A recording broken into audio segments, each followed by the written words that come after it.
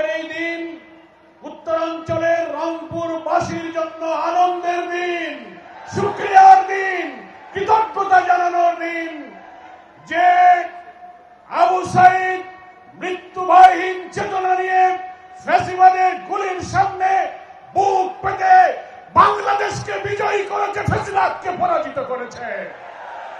সেই আবু সাইদের অহংকার ধারণ করে যে রংপুরবাসী, সেই মৃত্যুভয়হীন চেতনার আবু সাইদের আত্মত্যাগ, তার সেই দৃশ্য প্রযুক্তির সুবাদে দ্বারা দুনিয়ায় ছড়িয়ে পড়েছিল।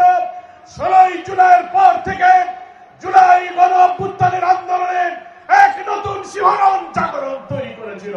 আত্মপূর্ণ আত্মত্যাগ যেমন সারা বাংলাদেশের বিপ্লবী জনগণের রক্তে শিহরণ তৈরি করেছিল, তেমনি আমাদের প্রিয় নেতা, যাকে অন্যায়ভাবে কারাগারে মিথ্যা অভিযোগে আটক রাখা হয়েছিল 14 বছর, সেই অভিযোগ মিথ্যা প্রমাণ করে কারাগার থেকে মুক্ত হয়ে এটিএম আজহারুল ইসলামের মুক্তি সারা বাংলাদেশের ইসলামী আন্দোলনের কর্মীদের মধ্যে প্রাণের বন্যা তৈরি করেছে। আলহামদুলিল্লাহ, সেই প্রাণের বন্যা আজকে রংপুরের এই ময়দানে এক জনসমুদ্র তৈরি করেছে।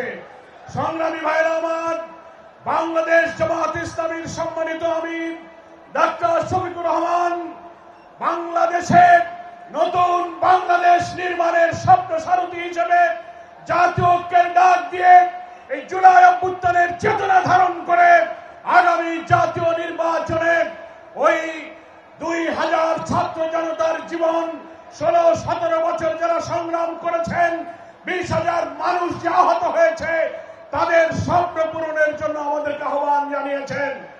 ছাত্র আন্দোলনের সময় যে স্লোগান দিয়েছিল, উই ওয়ান্ট জাস্টিস, আমরা সুবিচার চাই, সেই সুবিচার, সেই ন্যায় বিচার একমাত্র আসমানের মালিক, আসমান থেকে নাজিল হওয়া কিতাব কোরআনের মধ্যে যে সুবিচারের বিধান দেখেছেন, সেই বিধানেই আছে একমাত্র সুবিচারের বিধান, সেটাই হচ্ছে একমাত্র জাস্টিস। তাই আমরা মনে করি 24-এর গণ অভ্যুত্থানের পর রাজনৈতিক যে পরিবর্তন সূচিত হয়েছে, দেশপ্রেমিক ইসলামী শক্তির মধ্যে যে ঐক্যের সম্ভাবনা আমরা দেখতে পাচ্ছি, সেটাকে কাজে লাগিয়ে সেই সুবিচারের বাংলাদেশ আমাদের গড়তে হবে।